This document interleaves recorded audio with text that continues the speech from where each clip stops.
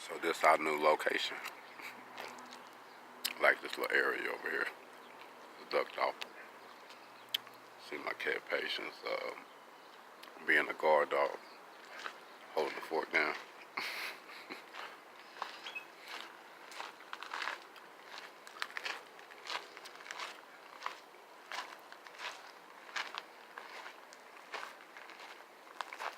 This is our little RV setup. Got my little Welder grill. Smoker I'm making for my partner is pretty much done.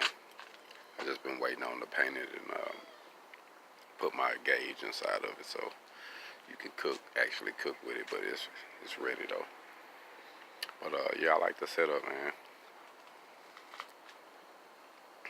It's a nice little area,